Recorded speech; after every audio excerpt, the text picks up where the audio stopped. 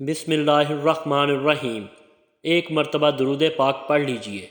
اللہم صلی علی محمد و آل محمد۔ ہدایت اسلامک اسٹوڈیو کے معزز ناظرین، السلام علیکم۔ جب روح نکلتی ہے تو انسان کا منہ کھل جاتا ہے، ہونٹ کسی بھی قیمت پر آپس میں چپکے ہوئے نہیں رہ سکتے۔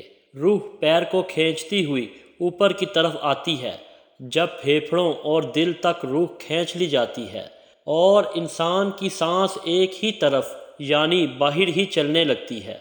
یہ وہ وقت ہوتا ہے جب چند لمحوں میں انسان شیطان اور فرشتوں کو دنیا میں اپنے سامنے دیکھتا ہے۔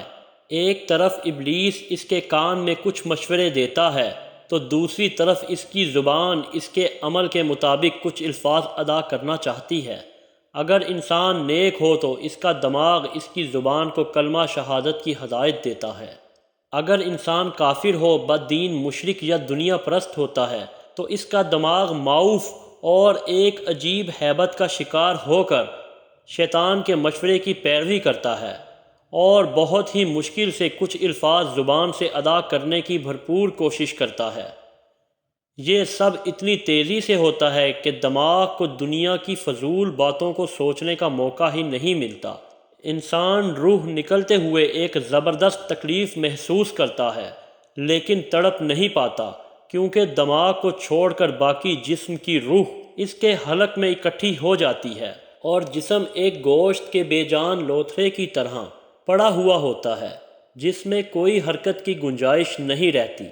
آخر میں دماغ کی روح بھی کھینچ لی جاتی ہے۔ آنکھیں روح کو لے جاتے ہوئے دیکھتی ہیں، اس لیے کہ آنکھوں کی پتلیاں اوپر چڑھ جاتی ہیں، یا جس سمت فرشتے روح قبض کر کے جاتا ہے اس سمت کی طرف ہوتی ہیں۔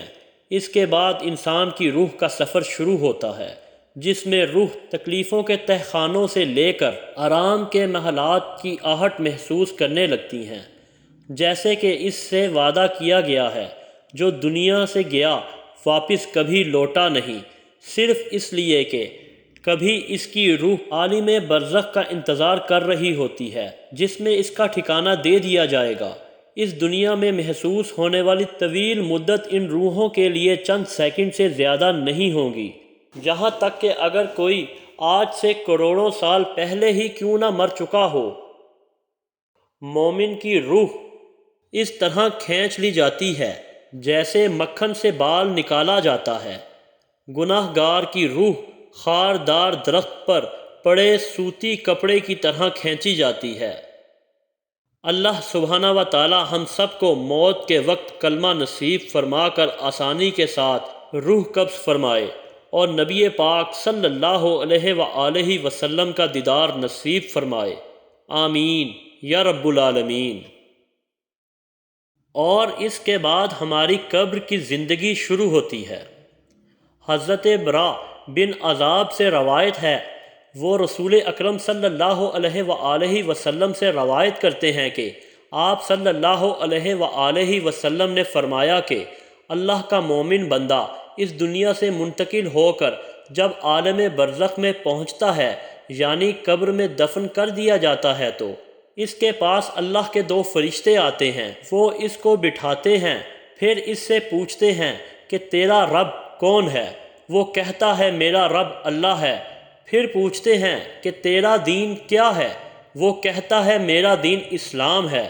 پھر پوچھتے ہیں یہ آدمی جو تمہارے اندر نبی کی حیثیت سے کھڑا کیا گیا تھا، یعنی حضرت محمد صلی اللہ علیہ وآلہ وسلم، اس کے بارے میں تمہارا کیا خیال ہے؟ وہ کہتا ہے کہ اللہ کے سچے رسول ہیں۔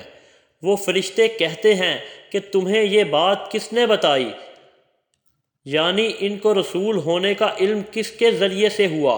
وہ کہتا ہے کہ میں نے اللہ کی کتاب پڑھی، اس نے مجھے بتایا کہ یہ اللہ کے رسول ہیں، تو میں ایمان لایا اور میں نے ان کی تصدیق کی۔ رسول اکرم صلی اللہ علیہ وآلہ وسلم فرماتے ہیں کہ مومن بندہ کا یہی جواب ہے، جس کے متعلق قرآن مجید میں اللہ تعالیٰ کا ارشاد ہے کہ اللہ تعالیٰ ایمان والوں کو سچی پکی بات یعنی صحیح عقیدہ اور صحیح جواب کی برکت سے ثابت رکھے گا، دنیا اور آخرت میں، یعنی وہ گمراہی سے اور اس کے نتیجے میں آنے والے عذاب سے محفوظ رکھے جائیں گے۔ اس کے بعد رسول اکرم صلی اللہ علیہ وآلہ وسلم نے فرمایا، مومن بندہ فرشتوں کے مذکورہ و بالا سوالات کے جب اس طرح ٹھیک ٹھیک جوابات دے دیتا ہے تو ایک ندا دینے والا آسمان سے ندا دیتا ہے، یعنی اللہ تعالیٰ کی طرف سے آسمان سے اعلان کرایا جاتا ہے کہ میرے بندے نے ٹھیک بات کہی اور صحیح جوابات دیے، لہٰذا اس کے لیے جنت کا فرش کرو اور جنت کا اس کو لباس پہناؤ اور جنت کی طرف سے اس کے لیے کوئی ایک دروازہ کھول دو، چنانچہ وہ دروازہ کھول دیا جاتا ہے اور اس سے جنت کی خوشگوار ہوائیں اور خوشبوئیں آتی ہیں، اور جنت میں اس کے لیے متناع نظر تک کشادگی کر دی جاتی ہے، یعنی پردے اس طرح اٹھا دیے جاتے ہیں کہ جہاں تک اس کی حد نگاہ جائے وہ جنت کی بہاروں اور اس کے نظاروں سے لذت اور فرحت حاصل کرتا رہے۔ سبحان اللہ۔